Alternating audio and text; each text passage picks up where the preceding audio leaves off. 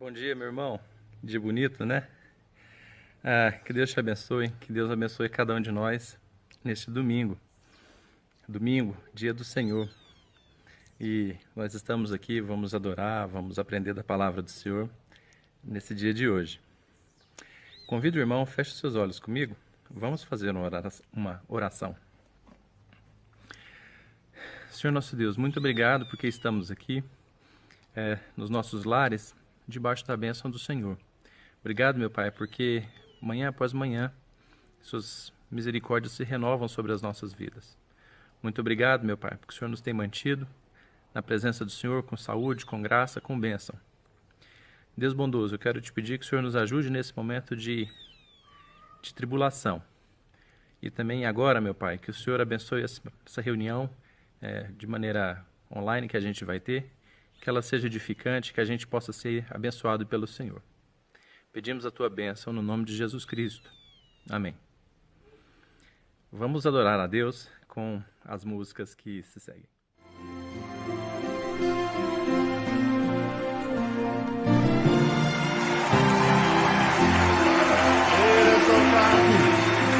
Exaltado, Senhor. Ele é exaltado, o Rei é exaltado nos céus. Eu louvarei, Ele é exaltado para sempre, exaltado o seu nome. Louvarei.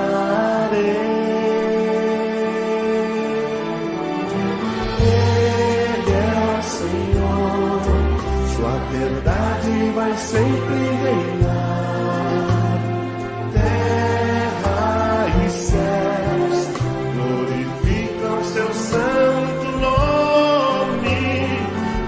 Exaltado, o Rei exaltado nos céus. Ele é exaltado, o Rei exaltado nos céus. Eu louvarei, Ele é exaltado para sempre, exaltado seu nome. Louvarei.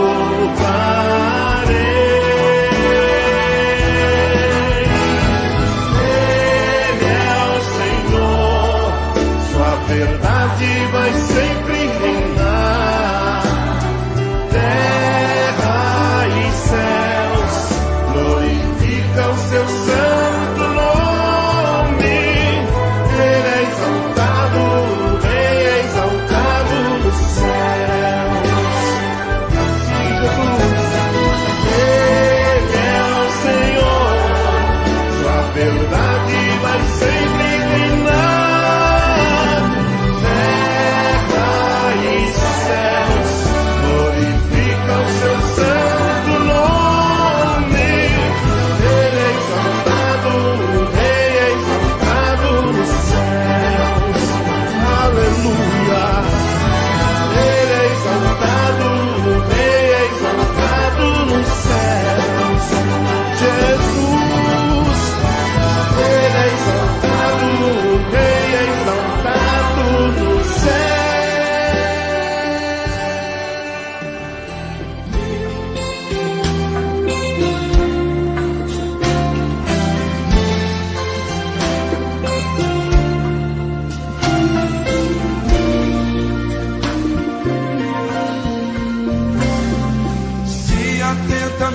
Ouvir a Deus e os mandamentos seus, obedecer. O Senhor meu Deus me exaltará sobre todas as nações. Onde eu passar, eu não correrei atrás de bênçãos. Sei que elas vão me alcançar. Onde eu colocar a planta dos meus pés, sei que a sua bênção chegará. Bendito serei na terra, bendito serei quando eu profetizar. Sei que a minha voz será a voz de Deus.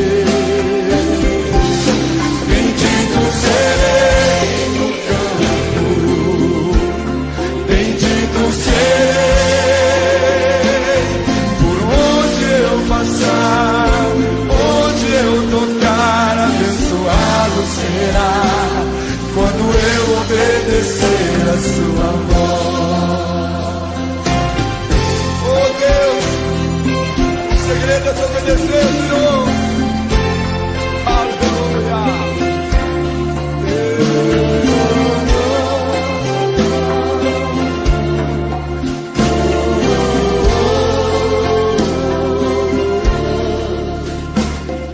Se atentamente ouvir a Deus e os mandamentos seus, obedecer, Senhor meu Deus, o Senhor meu Deus me exaltará sobre todas as nações. Onde eu passar, eu não correrei atrás de Deus. Oh Deus, sei que elas vão me alcançar. Onde eu colocar a planta dos meus pés, sei que a sua bênção chegará. Levanta sua mão e diga: bendito serei na terra, bendito serei. Quando eu profetizar, sei que a minha voz será a voz de Deus. Bendito, bendito serei no canto, bendito serei. Por onde eu passar, onde eu tocar, abençoado será. Quando eu obedecer a sua voz. Bendito, bendito serei na terra, bendito serei. Eu precisar, sei que a minha voz será a voz de Deus. Bendito no campo, Senhor. Bendito serei. Onde eu passar,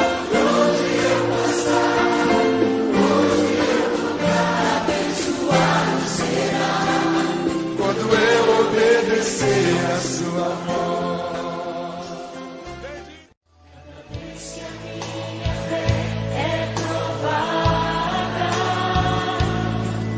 tu me dás a chance de crescer um pouco mais. Diga pra ele: as montanhas e vales, desertos e mares que eu atravesso, me levam pra perto de ti.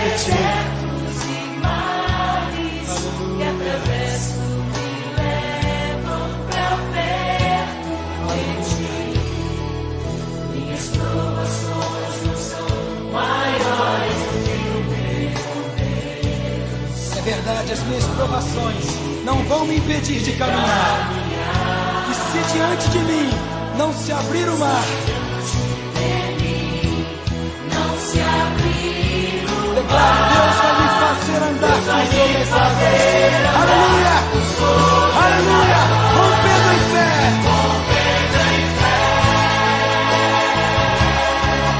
minha vida se revestirá do teu poder, rompendo em fé. Diga com ousadia: eu vou mover no sobrenatural.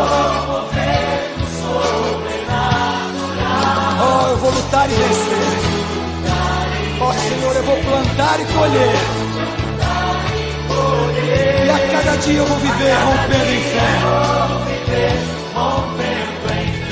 Aleluia. Aleluia, Pai. Cada vez que a minha fé é provada, Me dá a chance de crescer um pouco mais. dás a chance de crescer um pouco mais. As montanhas e vales, desertos e mares que atravesso me levam pra perto de ti. Minhas provações não são maiores do que o meu Deus, e não vão me impedir de caminhar. Declara ao Senhor: se diante de mim não se abrir o mar, ó Deus vai me fazer andar por sobre as águas. Aleluia, rompendo em fé.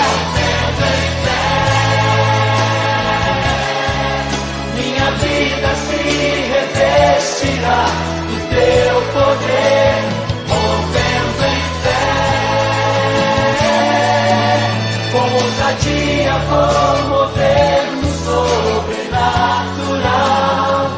Vou lutar e vencer, vou cantar e colher.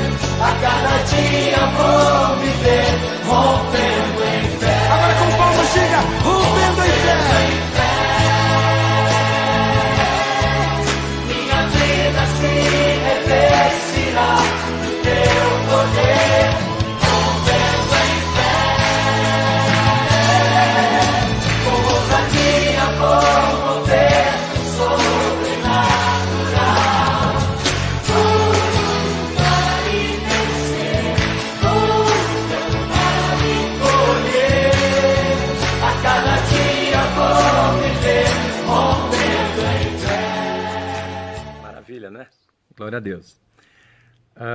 Vou ler para o irmão Provérbios, capítulo 2, os 6 primeiros versículos. Acompanhe comigo.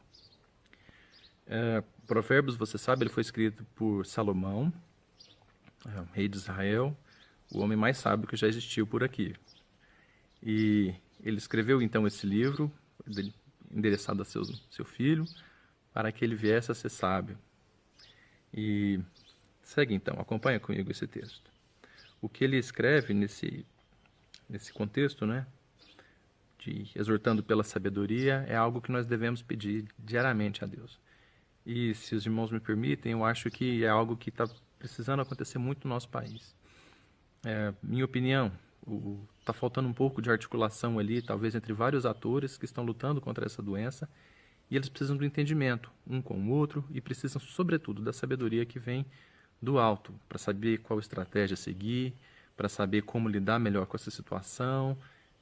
E todo mundo, na verdade, todos os governantes do mundo estão precisando de muita sabedoria nesse momento. Não apenas eles, mas eu e você também precisamos, para a gente saber como tocar nossa família, como tocar nossa casa, como tocar nossas finanças nesse momento de dificuldade, não é? Vamos ler esse texto que fala sobre a sabedoria e, de fato, pedir que ela venha sobre nós, rogar a Deus essa sabedoria. Acompanhe comigo. Filho meu, se aceitares as minhas palavras e esconderes contigo os meus mandamentos, para fazeres atento à sabedoria o teu ouvido e para inclinares o teu coração ao entendimento, se clamares por inteligência e por entendimento você alçar a voz, se você buscar sabedoria como a prata e como a tesouros escondidos a procurares, então você entenderá o temor do Senhor e achará o conhecimento de Deus. Porque o Senhor dá a sabedoria, e é da sua boca que vem a inteligência e o entendimento. Precisamos de sabedoria, meus irmãos.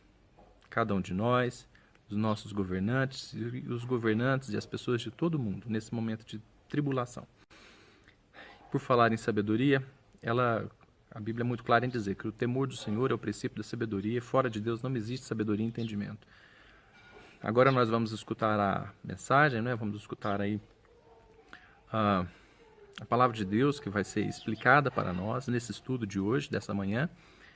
E vamos pedir a Deus, abra o nosso coração, abra o nosso entendimento, nos dê sabedoria para a gente escutar isso e aplicar na nossa vida. Vamos fazer isso. O irmão, vou te pedir, dá um pause agora no vídeo, ore a Deus, peça sabedoria, peça que Ele abra sua mente, o seu coração para a mensagem de hoje. Ao seguir, a gente já começa com o estudo bíblico de hoje. Meus irmãos, para nossa edificação, pretendo compartilhar com você agora Jonas, capítulo 3.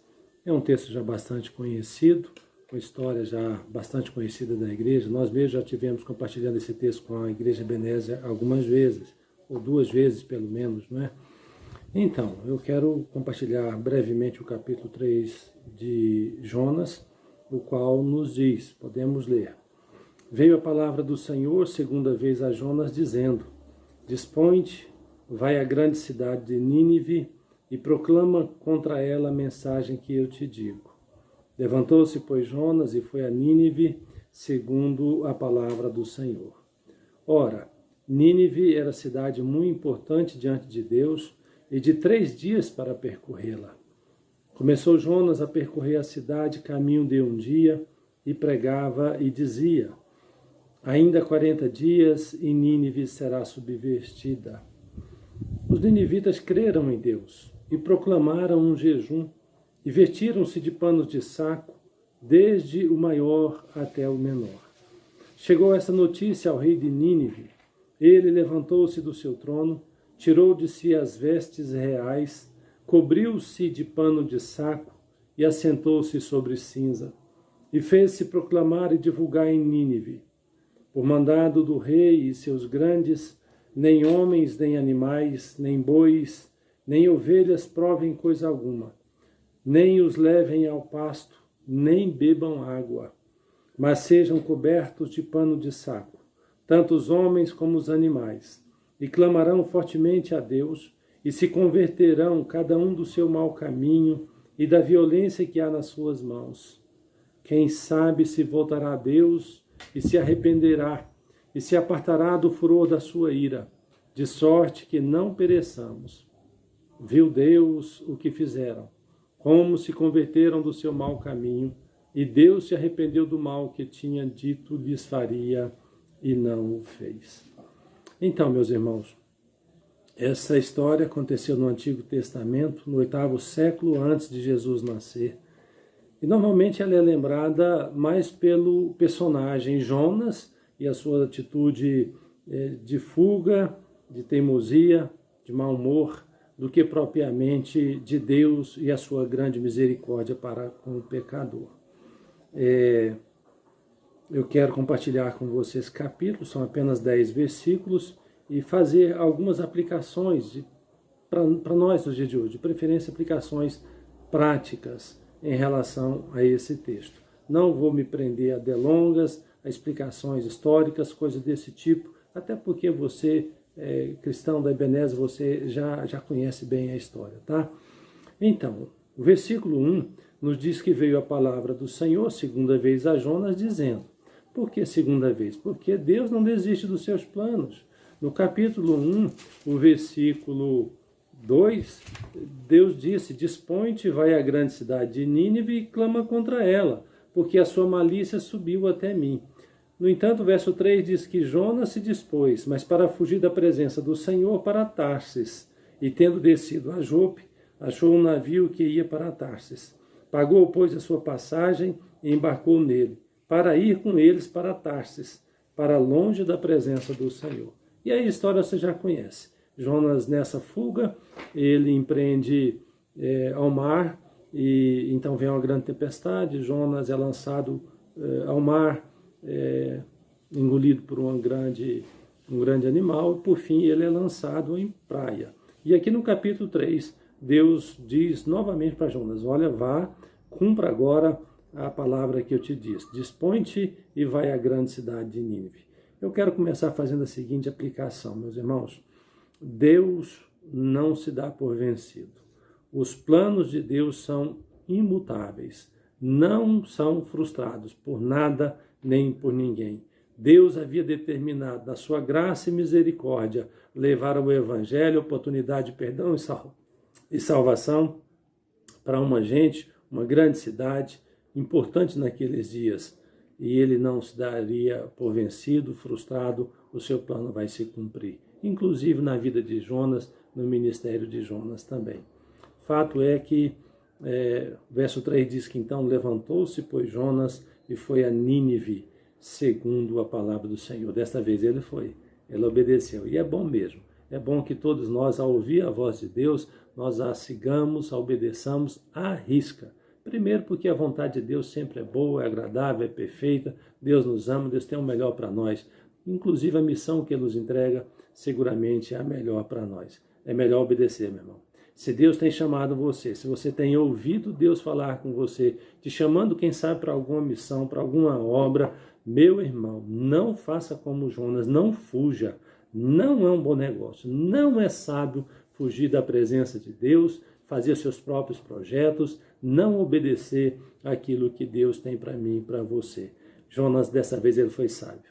Ele não fugiu, ele obedeceu e foi até a Nínive. Nínive era a capital do império da época, o grande império assírio, e era uma cidade, como o mesmo texto diz, importante, grande, levava 3 dias para percorrê-la, diz aqui o verso 3. E no verso seguinte aqui, nos mostra que era uma cidade grande mesmo, e o próprio Deus, ao confrontar a Jonas, no último versículo, capítulo 4, verso 11, Deus fala que era uma cidade de mais de 120 mil pessoas que não sabiam sequer discernir entre a mão direita e a mão esquerda, e ainda muitos animais. Olha a compaixão de Deus. Compaixão de Deus para com aqueles que não o conhecem ainda, precisam de ouvir do Evangelho, precisam deixar os seus maus caminhos. Olha a graça, o amor, a misericórdia de Deus, inclusive para a sua criação, os animais todas.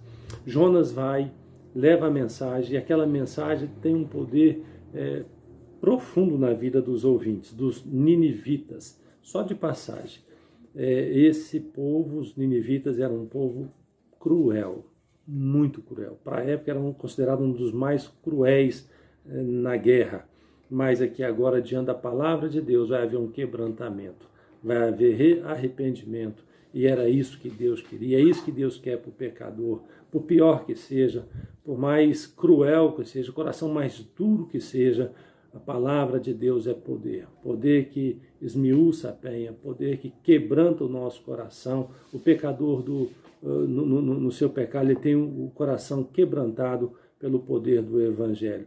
Porque a Bíblia diz que o Evangelho é o poder de Deus para a salvação de todo aquele que nele crê. Você crê? Você crê no Evangelho? Você que já ouviu o Evangelho, você creu no Evangelho? Esse povo creu. E por isso toda a sua sorte, toda a sua vida, o seu futuro, naquele instante, foi mudado, foi transformado. A praga que estava anunciada contra aquela cidade, a destruição, a ameaça, a advertência que estava por vir sobre aquela nação, aquela grande cidade, agora ela vai ser assustada, vai ser suspensa. Por quê? Porque diante da palavra do Senhor, aquela gente se arrependeu, houve mudança de vida, houve transformação e Deus levou isso em consideração. Deus quer isso do pecador. Reconhecimento dos seus erros, dos seus pecados e que creia que Deus é o Deus que pode perdoar. Busque o Senhor enquanto se pode achar. Volte-se para Deus. É exatamente isso que eu vejo acontecendo aqui. Porque os versos seguintes nos dizem que, o verso 4, começou Jonas a percorrer a cidade caminho de um dia e pregava e dizia, e olha que mensagem, hein? Olha que mensagem, ainda 40 dias e Nínive será subvertida. 40 dias, Jonas dizia, essa cidade vai ser destruída. Olha o verso 5. Verso 5 diz que os ninivitas creram em Deus. Com esta palavra, essa mensagem dura, os ninivitas creram em Deus e proclamaram um jejum e vestiram-se de panos de saco, desde o maior até o menor, ao ponto de a notícia ter chegado ao rei de Nínive. Verso 6, ele também se levantou do seu trono, tirou de si as vestes reais, todo o luxo, toda a pompa, ele agora tira de si, cobriu-se de pano de saco e assentou-se sobre cinza. Demonstrações visíveis do que havia acontecido no interior daquele homem, das pessoas que moravam ali. Eles agora, tocados por esta palavra, arrependem-se, mudam de vida e com atitudes bem visíveis, né? Ao ponto do rei tirar a pompa das roupas reais e se cobrir com pano de saco. Essa expressão, já te falei outra vez, essa prática era usada quando alguém estava profundamente tocado, triste, e é o que aconteceu aqui. Ele deixa a roupa real e agora veste um pano de saco. Esse pano ele era feito normalmente de pelos de cabrito, de camelo, alguma coisa assim. O fato é que era bem desconfortável, quente, aquela coisa que faz mal à pele. E o rei se veste com essa roupa, usa cinza de novo, já falei sobre isso também. A cinza é uma demonstração de arrependimento, quebrantamento, de humilhação diante de Deus. E mais, o verso 7 diz que ele fez-se proclamar e divulgar em Nínive, na sua capital. Por mandado do rei, e seus grandes. Essa é a divulgação que o rei fez. Por mandado do rei e seus grandes, nem homens, nem animais, nem bois, nem ovelhas provem coisa alguma, nem os levem ao pasto, nem bebam água. Mas sejam cobertos de pano de saco, tanto os homens como os animais. A palavra do rei, a ordem do rei é para que todos, inclusive os animais. Isso é muito, muito interessante, né, irmãos? Mandou cobrir até os animais com pano de saco, e o jejum alcançou os animais, tanto de comida quanto de bebida. E diz ele aqui no verso 8, então clamarão fortemente a Deus, dizia o rei no seu decreto, clamem fortemente a Deus. E verso 8, e se converterão cada um do seu mau caminho e da violência que há nas suas mãos. É isso que o rei entendeu, é isso que nós devemos fazer em tempos de pandemia, meus irmãos. Nos arrependermos e voltar para o Senhor com forte clamor e convertendo-nos dos nossos caminhos maus, da violência e de tudo aquilo que é pecaminoso aos olhos do Senhor. O verso 9 aponta para a esperança dele e nós. Quem sabe se voltará a Deus e se arrependerá, e se apartará do furor da sua ira, de sorte que não pereçamos. Essa deve ser a nossa esperança. Foi a esperança deles, e com atitudes, Deus se apiedou e não destruiu Nínive como estava para fazer. É a mesma aplicação que eu quero fazer para nós nos dias de hoje no nosso Brasil. Sabe, irmãos, também está acontecendo algo similar. Nós estamos com uma grande ameaça. Vidas são ceifadas e se alastra essa praga. Quem sabe, nos dias de hoje, se nós não clamarmos fortemente a Deus, nos arrependermos dos nossos pecados, nos converter do nosso mau caminho e da violência que está no nosso meio, quem sabe se voltará a Deus e se arrependerá e se apartará do furor da sua ira, de sorte que não pereçamos. Eu estou me lembrando agora de uma ocasião em que o rei Davi, através de um censo, pecou contra Deus, mandou levantar um censo e havia um orgulho nisso, uma vaidade. Fato é que ele pecou, Deus se indignou, a ira de Deus se levantou contra aquela nação e Deus ordenou ao anjo que destruísse. 70.000 vidas foram ceifadas naquela ocasião. Davi, como era um homem temente a Deus e sendo anunciado, o próprio Deus anunciou a Davi e sobre aquela situação, que era o pecado que tinha levado aquilo. Então Davi se volta para Deus, se arrepende, pede perdão e diz que Deus, vendo o anjo que estendeu a mão para destruir Jerusalém, Deus diz, basta. Disse ao anjo, basta. Não siga em frente, não destrua a cidade como havia sido planejado. Meus irmãos, eu penso que é isso que nós devemos fazer hoje, clamar fortemente a Deus, para que Deus também hoje diga ao anjo da morte que está, quem sabe, sobre o nosso país, sobre várias nações, sobre o mundo, para que Deus também diga, basta, chegue, não precisa prosseguir com essa matança, com essa peste. E isto aconteceu naqueles dias, eu penso que deve voltar a acontecer hoje, porque o verso 10 termina o capítulo 3 dizendo que viu Deus o que fizeram, como se converteram do seu mau caminho, e Deus se arrependeu do mal que tinha dito lhes faria e não o fez. Essa deve ser a nossa esperança, que Deus é o mesmo, Deus é gracioso, cheio de misericórdia, é justo também, que Deus veja em nós esse arrependimento, essa conversão genuína, e assim Deus suste, levante, interrompa esse mal que está sobre nós. E Deus diga não, baste, por enquanto. Irmãos, eu quero concluir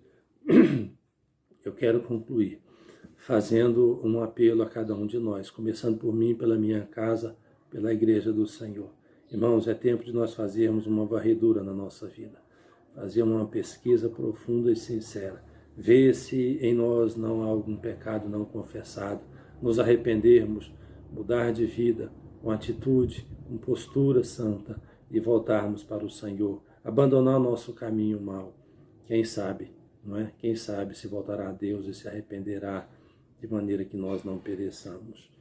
Eu sugiro que, como naquela época, a gente se arrependa, mude de vida. O Senhor Jesus, em certa ocasião, você vê isso em Lucas 11, verso 32. Jesus disse que aqueles ninivitas que ouviram a mensagem de Jonas se arrependeram e mudaram de vida, aqueles ninivitas se levantarão no juízo e hão de condenar aquela geração dos dias de Jesus, porque foi uma geração que, embora não só tendo ouvido o Evangelho dos próprios lábios de Jesus, mas puderam conviver com Jesus, ver a Jesus, e aquela geração ainda assim não se arrependeu, não se converteu, desprezou o Senhor Jesus, rejeitou o Senhor Jesus. Então ele diz, olha, no juízo, lembre-se, irmãos, haverá um juízo, o juízo final. Nós estamos vivendo dias de juízo. Eu creio que tudo isso que está acontecendo hoje é juízo. É juízo de Deus sobre as nações, mas é também juízo de Deus sobre a sua igreja. Igreja que se tornou fria, igreja que se tornou mundana, uma mornidão espiritual em muitos lugares. Aqui no nosso Brasil, inclusive, é a minha percepção, meu irmão, é uma igreja hoje fria, envolvida com o mundo, mundana, e tem deixado o Senhor, tem deixado os seus caminhos, sem compromisso com Deus, sem compromisso com a igreja. Quantos irmãos, quantas igrejas, quantos crentes nessa situação? Deus chama a atenção. Isso que está acontecendo é Deus chamando o pecador, arrependa-se, volte-se para Deus, porque nele está a nossa esperança. Para que não aconteça conosco, como aconteceu, Jesus falando em relação àquela geração que o viu, que conviveu com ele. Hoje é dia de arrependimento, meu irmão. Hoje é dia de confessarmos os nossos pecados e vestir-nos de panos de saco, cobrir-nos de cinza, sinal verdadeiro de que nós estamos tocados pela palavra de Deus. Querido, que Deus te abençoe com essa advertência. É para nós hoje também, mas também que Deus te abençoe com a sua misericórdia, como alcançou aquela geração que se arrependeu e não foi destruída. Eu quero pedir a graça de Deus sobre você, sobre